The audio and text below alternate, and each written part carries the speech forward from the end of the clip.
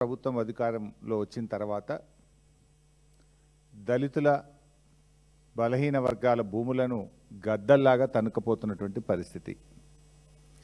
అది ఎక్కడ చూసినా రాష్ట్రంలో ఏ మూలకు చూసినా ఎస్సీ ఎస్టీలు బలహీన వర్గాల భూముల మీద కన్నుబడి అధికారాన్ని అడ్డం పెట్టుకొని వేల కోట్ల రూపాయలు ఇలా దండుకుంటున్నటువంటి పరిస్థితి అనేక సందర్భాల్లో కనబడతా ఉంది. ప్రభుత్వం ఎస్సీ ఎస్టీలకు పట్టాలు ఇస్తామని చెప్పి ఒకవైపు ఎక్విజేషన్ చేయడం, మరొక వైపు పారిశ్రామికవేత్తల రూపంలో ఆ భూములను కొల్లగొట్టడం, మరొక వైపు కబ్జాలు పెట్టడం, ఈ రకంగా ఇవాళ కాంగ్రెస్ ప్రభుత్వం అనేక కుట్రలకు పాల్పడతా ఉంది. అందులో ఒక పెద్ద కుంభకోణం. దీని వెనుక ప్రభుత్వ పెద్దలే ఉన్నారు. లాస్ట్లో అన్ని ఆధారాలు కూడా చూపిస్తా. I will show with all documents. రక్షకుడే భక్షకుడైంది. ఇక్కడ భూములను కాపాడవలసిన వాడే భక్షిస్తున్నాడు. ఎట్లా భక్షిస్తుండో అన్ని ఆధారాలు కూడా బయట పెడతాం. ఈ స్కామ్ అంతా ఇంత కాదు, 7,000 కోట్ల రూపాయల స్కామ్. హైదరాబాద్ నడుబొడ్డున 7,000 కోట్ల రూపాయల భూ కుంభకోణానికి ఈ ప్రభుత్వ పెద్దలు దాంట్లో భాగస్వాములు. ఈ భూములు నాదర్గుల్ భూములు. ఈ భూములకు చాలా చరిత్ర ఉంది. ఈ భూములను ప్రభుత్వ భూములుగా డిక్లేర్ చేయాలని ఉమ్మడి రాష్ట్రంలో చంద్రబాబు నాయుడు పోరాటం చేసినాడు. రాజశేఖర్ రెడ్డి గారు ఈ భూములను ప్రభుత్వ భూములుగా ప్రకటించారు. కేసీఆర్ గారి ప్రభుత్వం ఈ భూములను రక్షించింది. ఇప్పుడు వచ్చిన రేవంత్ రెడ్డి ప్రభుత్వం భక్షిస్తున్నది. చంద్రబాబు పోరాటం, కాంగ్రెస్ నాటి వైఎస్ఆర్ ప్రభుత్వ భూములుగా డిక్లేర్ చేయడం, 10 ఏళ్ల బీఆర్ఎస్ ప్రభుత్వం ఈ భూములను రక్షించడం, అధికారంలో వచ్చిన 10 రోజుల్లోనే ఈ భూముల మీద కన్నుబడి ఈ భూములను భక్షించే కార్యక్రమానికి నేటి రేవంత్ రెడ్డి ప్రభుత్వం పాల్పడతా ఉంది. ఎట్లా పాల్పడ్డది, ఎప్పటి నుంచి స్టార్ట్ అయింది, దీని కుట్ర కుతంత్రం మొత్తం కూడా ఈరోజు బట్టబయలు చేయబోతా ఉన్నాం, ప్రజల ముందు పెట్టబోతా ఉన్నాం. దీంట్లో పాపం 600 మంది పేద రైతులు ఉన్నారు. ఈ 374 ఎకరాల భూమిలో దాదాపు 600 మంది పేద రైతులు బతుకుతూ ఉన్నారు. తాతలు, తండ్రులు, పిల్లల కాడ నుంచి బతుకుతూ ఉన్నారు. ఇవాళ వాళ్ళ భూముల్లోకి వాళ్ళని పోనీయకుండా బౌన్సర్లను పెట్టి పోలీసుల చేత దాడి చేయిస్తూ అక్రమ కేసులు పెడుతూ పేద రైతుల్ని భయభ్రాంతులకు గురి చేస్తూ ఉన్నారు. చాలామంది రైతులు బీఆర్ఎస్ పార్టీ ఆఫీస్కి వచ్చి మా దృష్టికి తేవడం జరిగింది. అది మా సబితక్క నియోజకవర్గం, మహేశ్వరం నియోజకవర్గంలో అక్కగారి దగ్గరికి వెళ్ళి ఎమ్మెల్యే గారుగా కనుక చాలామంది రైతులు అక్కగారికి చెప్పుకున్నారు, బీఆర్ఎస్ పార్టీ దృష్టికి తెచ్చారు. అయితే ఈ కేసులోని అన్ని వివరాలకు వెళ్లే ముందు చాలామంది రైతులు ఇక్కడ కూడా వచ్చారు, ఇవాళ బయట ఉన్నారు ఇంకంతమంది.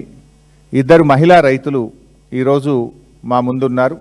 ఆ మహిళా రైతులు వాళ్ళ బాధ ఏందో, వాళ్ళ కష్టమేందో ఒక 2 నిమిషాలు వివరిస్తారు. ఒక అమ్మ పేరు కర్రె కౌసల్య, ఇంకొక అమ్మ పేరు గుడాల మమత. 2 నిమిషాలు వాళ్ళ ఆవేదన, వాళ్ళకి ఏం జరుగుతుందో 2 నిమిషాలు వాళ్ళు చెప్తారు. చెప్పిన తర్వాత మొత్తం విషయాన్ని మేము బయట పెడతాం. నేను పొలంకి వెళ్తున్నా, పొలంలోకి వెళ్తుంటే ఆ రేకులు నేను 37 సంవత్సరాల నుంచి సాగు చేస్తున్నా అక్కడిని. మా అత్తమామ అంతకన్నా ముందు చేస్తున్నారు. మా అత్తమామ చేసి ఒక 40 ఏళ్ళు చేయొచ్చు వాళ్ళు. నేను 37 సంవత్సరాల సంది నేను చేస్తున్నా. ఎవరో ఒక ఆయన వచ్చి మొత్తం దోసుకుంటుండు, అక్కడ భూములన్నీ దోసుకుంటుండు. మొత్తం 5-10 లక్షలు ఇచ్చి కొనుక్కున్నా అని చెప్తే మరి కొనుక్కున్నాడేమో అనుకున్నాం. నా పొలంలోకి నేను ఓనికే గేటు పెట్టేసిండు. గేటు పెట్టేస్తే గేటు పెట్టొద్దని అడ్డం పోతే మా ఆయనను కొట్టిర్రు. వేరే బోన్సర్లను పెట్టి కొట్టిస్తారు, ఒత్తేస్తారు దెబ్బ కనిపించకుండా. నేను పోతుంటే కూడా ఫోటోలు తీస్తారు. అక్కడ 50,000 పెట్టి మేము కడీలు తీసుకొచ్చి అడవి పందులు మేయకుండా సేను మొత్తం తయారైనాక కూడా అడవి పందులు మేసాను. మేము అక్కడ కంచె వేసుకుంటే ఆ కంచెను నైటే తీసేసిరు. ఎవరు తీయమన్నారు, ఇట్లా ఎందుకు చేసిరు, మాకు ఎందుకు చేస్తుర్రు ఇట్లా అంటే సుధాకర్ తీయమన్నాడు. ఏ సుధాకర్ అంటే తిరుపతి సుధాకర్ అని చెప్తారు సార్. ఇట్లా చేస్తారు. నాకు ఒక 10 ఆవులు ఉన్నాయి. అక్కడ గడ్డి పెట్టుకున్నా, పొద్దుగాల పోయినా గడ్డి కోసేసుకోవాలి. అక్కడ కూర అలుపుకొని రోజుకు 500-800 వస్తే నా జీవనాధారం నడుస్తుంది. అక్కడ నన్ను పొలం మీదకి నిలగొడితే నేనేం చేయాలి? వెళ్ళిపోండి, మీకు కూడా ఇస్తాం 10 లక్షలు అంటారు, 5 లక్షలు అంటారు. 5 లక్షలు పెడితే ఒక ప్లాట్ వస్తలేదు సార్, ఒక దావత్ కూడా అవుతలేదు. వాళ్ళు ఇచ్చే పైసలు ఏమిటికి అయితే మాకు పైసలు వద్దు, మాకు భూమి కావాలి, మాకు భూమి మీదనే మా జీవనాధారం.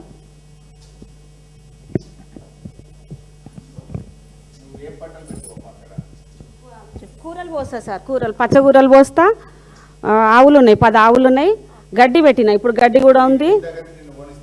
పోనీయకుండా 10 నిమిషాలు ఆగాలి సార్. గేట్లు పెట్టేసుకురు, లాక్ వేసుకుంటారు, చుట్టూ ఫెన్సింగ్ పెట్టిరు, పోనిస్తలేరు. మళ్ళీ ఎవరినన్నా కూలీలను పిలుచుకపోతే నువ్వు భూమి అమ్మవు కదా, నీ ఉంది కదా, నువ్వే రావద్దని వాళ్ళు నిలగొడితే, మొన్న ఎకరన్నర పొలం నేను ఒక్కదాన్నే నాటేసుకున్నా, వాళ్ళు నిలగొట్టేసిరు. వాళ్ళ భయానికి సార్, వాళ్ళ భయానికి వాళ్ళు వస్తలేరు.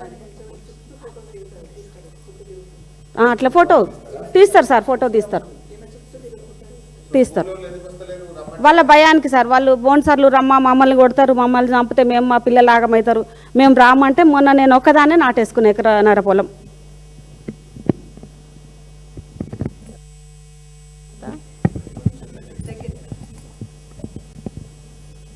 మా మామ పేరు జంగయ్య,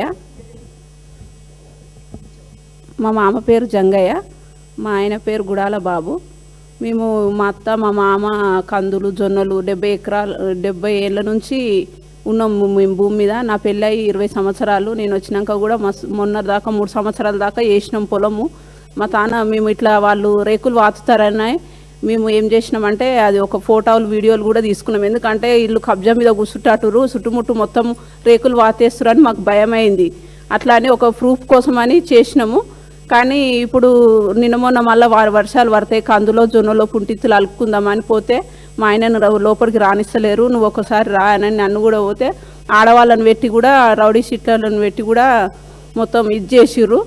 మాకు భయం అవుతుంది, నేను పోను, మళ్ళీ నువ్వు ఉన్న వాళ్ళని పొలం కోసం మా ఆయన ప్రాణాన్ని కూడా తీసుకుంటా అని చెప్తుండు. కానీ వద్దులే, ఎవరితోనన్నా మాట్లాడదాము, ఎంత కాడికైతే అంత కాడికి అవుతుంది అనేసి అనుకున్నాం. కానీ మాకు ధైర్యం జాలతలేదని ఇప్పుడు మేడం దగ్గరకు వచ్చినాం అందరం కలిసి.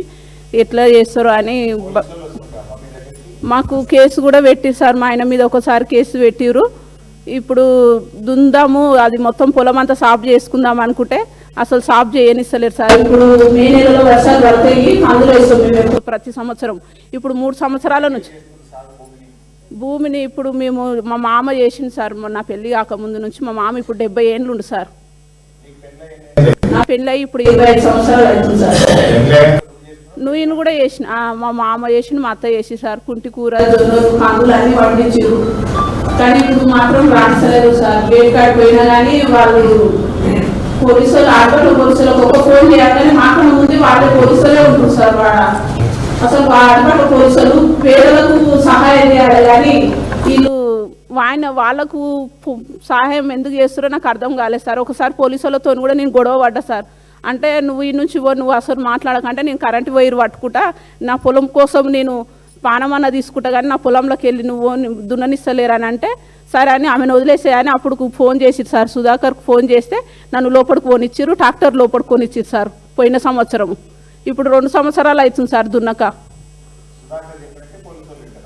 సుధాకర్ చెప్పినట్టే పోలీసు వాళ్ళు వింటారు సార్. అన్నీ ఉన్నాయి సార్, మోటార్ లేదు కానీ వర్షాలకు పండిస్తాం సార్. మాకైతే లేదు, మాకుంది సార్. మాకున్నది సార్, బోర్ వేసుకున్నాం మేము. బోర్ వేసుకొని కూడా ఇప్పుడు 38 సంవత్సరాలు అవుతుంది సార్. బోర్ వేసుకున్నాం మేము, బోర్ వేసుకున్నాము. అప్పటి నుంచి వరి పండిస్తాం మేము. ఆవులు తెచ్చుకొని దాంట్లో మీద పచ్చగూరలతోటే బతుకుతా సార్. మొన్న పంట కోద్దామంటే గేట్లకేం రానియలేదు సార్, చిన్నగా ఉంది గేటు. ఆ గేటు పెడితే ఎక్కడ మన రాగన్నగూడ నుంచి అవతలకేని తెస్తే అక్కడ నుంచి వాగు వచ్చింది. వాగు వస్తే ఒక 1 నెల రోజులు వాగు మిషన్ రానియలే. ఆ 1 నెల రోజులలో నా చేనంతా ఖరాబ్ అయిపోయి 40 సంచులు అయ్యేటి 25 సంచులు అయినాయి సార్. పడదు సార్, అది పడదు. మాకు అప్పట్లో కాంగ్రెస్ ప్రభుత్వము మాకు ఇచ్చింది బతుకుమని మా మామకి ఇచ్చిర్రంట. కాంగ్రెస్ ప్రభుత్వము మా మామకి ఇస్తే మేము దాంతోటే బతుకుతున్నాం. ఇప్పుడు ఇయ్యాలని కోరుతున్నాం సార్. ఇప్పుడు అవి ఇయ్యాలనే మేము కొట్లాడుతున్నాం సార్. సార్ మేడం దగ్గరకు అందుకే వచ్చినాం. మాకు నష్టపరిహారం చాలా జరుగుతుంది.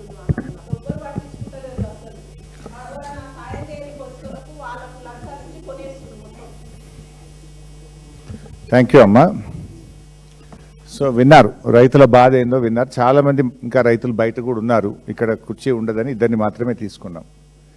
సో బేసికల్లీ ఈ భూములకు చాలా పెద్ద చరిత్ర ఉంది. నేను ప్రెస్ మీట్ అయిన తర్వాత కూడా మీకు అన్ని డాక్యుమెంట్స్ ఇస్తాను. ఇంకా వివరంగా ఏదైనా క్లారిఫికేషన్ కావాలంటే కూడా మీడియా మిత్రులకు నేను ఇస్తాను. ఈ నాదర్గుల్ భూములకు సంబంధించి ఇది చాలా ఏళ్ల నుంచి పోరాటం జరుగుతూ ఉంది. నాదర్గుల్ భూములు శివరాజ్ బహదూర్ అనేటువంటి వ్యక్తి ఈ భూములు తనకు చెందినవిగా నిజాం నుంచి తనకు వచ్చినట్టుగా మరి శివరాజ్ బహదూర్ గారు ఈ భూములను చాలా సంవత్సరాల నుంచి క్లెయిమ్ చేస్తూ ఉన్నారు. అయితే శివరాజ్ బహదూర్ గారికి సంబంధించి మరి వేరియస్ కోర్ట్స్లో కేసులు జరుగుతూ ఉండే. 2005వ సంవత్సరంలో ఒక ఈ కేసుకు సంబంధించి అప్పటి ఆర్డీఓ గారు రంగారెడ్డి జిల్లా కోర్టులో ఏం చెప్పారంటే, further RDO stated that no declaration under land ceiling laws were also filed by the petitions and this land belongs to government అని 2005లో కూడా చెప్పారు. తర్వాత 2007లో ఈ ల్యాండ్కు సంబంధించి అప్పుడు ప్రతిపక్ష నాయకులుగా ఉన్న చంద్రబాబు నాయుడు లెటర్ ఇది. 2007లో చంద్రబాబు నాయుడు ఉమ్మడి ఆంధ్రప్రదేశ్లో రాజశేఖర రెడ్డి గారు ముఖ్యమంత్రి, చంద్రబాబు నాయుడు ప్రతిపక్ష నాయకుడు. ఇది చంద్రబాబు నాయుడు రాసిన లేఖ. అప్పటి ముఖ్యమంత్రి రాజశేఖర రెడ్డి గారికి చంద్రబాబు రాసిన లేఖ. ఈ ల్యాండ్ గవర్నమెంట్ ల్యాండ్ అని, ఈ ల్యాండ్ మరి కొంతమంది మరి కబ్జా పెట్టే ప్రయత్నం చేస్తున్నారు, ఈ భూమిని కొట్టేసే ప్రయత్నం చేస్తున్నారు, ఈ భూమిని కాపాడాలని ఆనాడు చంద్రబాబు నాయుడు పోరాటం చేసిండ్రు. ఆ భూముల దగ్గరికి వెళ్ళారు. ఆయన పెద్ద ఎత్తున పోరాటం చేసి అప్పుడు ముఖ్యమంత్రి గారికి రాసిన లేఖ ఇది. ఆ తర్వాత 2008లో డాక్టర్ వైఎస్ రాజశేఖర రెడ్డి గారు ఈ భూమిని ప్రభుత్వ భూమిగా నిర్ణయిస్తూ ఈ భూమిని ఆంధ్రప్రదేశ్ ఇన్ఫ్రాస్ట్రక్చర్ కార్పొరేషన్కి ఇచ్చారు. ఆంధ్రప్రదేశ్ ఇన్ఫ్రాస్ట్రక్చర్ కార్పొరేషను యూనిటెక్ అనేటువంటి ఒక కంపెనీకి కూడా కొంత భూమిని అలొకేట్ చేయడం జరిగింది. ఆ తర్వాత 2015వ సంవత్సరంలో అంటే వేరియస్ కోర్టులో కేసులు జరిగి 2015లో సుప్రీంకోర్టులో ప్రభుత్వం ఓడిపోయి ఈ భూమి శివరాజ్ బహదూర్కు చెందిన భూమిగా 2015లో సుప్రీంకోర్టు ఆర్డర్ ఇచ్చింది. 2015లో సుప్రీంకోర్టు ఆర్డర్ ఇస్తే న్యాచురల్గా మన రాష్ట్రంలో ల్యాండ్ సీలింగ్ యాక్ట్ ఒకటి అమల్లో ఉంది. ల్యాండ్ సీలింగ్ యాక్ట్ ప్రకారంగా ఒక వ్యక్తి ఇన్ని ఎకరాల భూమి కలిగి ఉండడానికి లేదు. సో ఈ 373 ఎకరాలు ఒక వ్యక్తికి ల్యాండ్ సీలింగ్ యాక్ట్ ప్రకారంగా ఉండదు. అయితే 2015లో సుప్రీంకోర్టు ఈ భూమి శివరాజ్ బహదూర్కు చెందిన భూమిగా సుప్రీంకోర్టు చెప్తే 2016లో శివరాజ్ బహదూర్ కొంతమందికి ఈ భూమిని అమ్మడం జరిగింది. ఆల్ఫా అనే కంపెనీ, యునైటెడ్ అనే కంపెనీ, ఒమేగా అనే కంపెనీలకు 50 ఎకరాల చొప్పున ఈ భూమిని అమ్మాడు. ఆ కంపెనీలు ఆర్డీఓ దగ్గరికి వెళ్ళి మాకు ల్యాండ్ కన్వర్షన్ చేయండి అని 2016లో బీఆర్ఎస్ ప్రభుత్వం ఉన్నప్పుడు దరఖాస్తు పెట్టుకున్నారు. అప్పుడు 2016లో ఉన్నటువంటి ఆర్డీఓ గారు అసలు ఈ భూమి మీకు అమ్మడం తప్పు, ల్యాండ్ సీలింగ్ యాక్ట్ ప్రకారంగా ల్యాండ్ డిక్లరేషన్ జరగకుండా, సీలింగ్ డిక్లరేషన్ జరగకుండా ఈ భూమిని అమ్మే హక్కు రాజ్ బహదూర్కు లేదు, ఈ క్రయ విక్రయాలు చెల్లవు అని చెప్పి ఈ భూమిని 22A అంటే ప్రభుత్వ నిషేధిత జాబితాలో ఈ భూమిని పెట్టడం జరిగింది. 22Aలో పెట్టి ఈ భూమిలో ఎలాంటి క్రయ విక్రయాలు చెల్లవు, ఇది ల్యాండ్ సీలింగ్ యాక్ట్ పరిధిలోకి వస్తుందని 2016లో బీఆర్ఎస్ ప్రభుత్వం నిషేధిత జాబితాలో ఈ భూముల్ని పెట్టడం జరిగింది. దాని మీద వీళ్ళు హైకోర్టుకు పోయినారు. ఆర్డీఓ గారు మాకు భూములు కన్వర్షన్ చేయమంటే చేయలేదు, మా భూమిని మేము కొనుక్కున్న దాన్ని నిషేధిత జాబితాలో పెట్టారని వీళ్ళు హైకోర్టుకు పోయినారు. హైకోర్టులో 12 ఫిబ్రవరి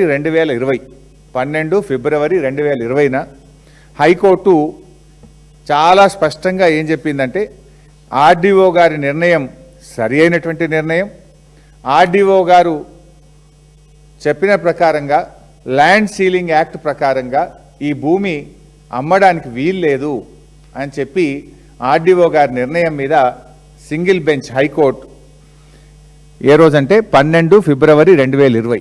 ఏం చెప్పింది ఆ హైకోర్టు అంటే, in either of the contingencies unless such declaration is filed and proceedings are concluded, no transaction should take place in the land, and any such transaction would amount to contravention of the provisions of the Act, and in such a case, it can also result in initiation of prosecution against the owner of the land.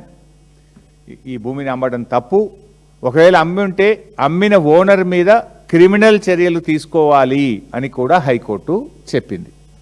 So RDO గారి నిర్ణయాన్ని high court సమర్థించింది. తర్వాత single bench order మీద ఈ Raj Bahadur and ఈ కొనుక్కున్న వాళ్ళు division బెంచ్కు పోయారు హైకోర్టుకు. డివిజన్ బెంచు 13/10/2022 13/10/2022 సంవత్సరంలో ఆర్డీఓ చేసింది correct, single bench judgment correct, వీళ్ళు అమ్మడానికి లేదు, ఇది ప్రభుత్వ భూమి, ఇది నిషేధిత భూమి కింద పెట్టడం సరి అయినటువంటి నిర్ణయము అని చెప్పి డివిజన్ బెంచ్ కూడా హైకోర్టు స్పష్టంగా చెప్పింది.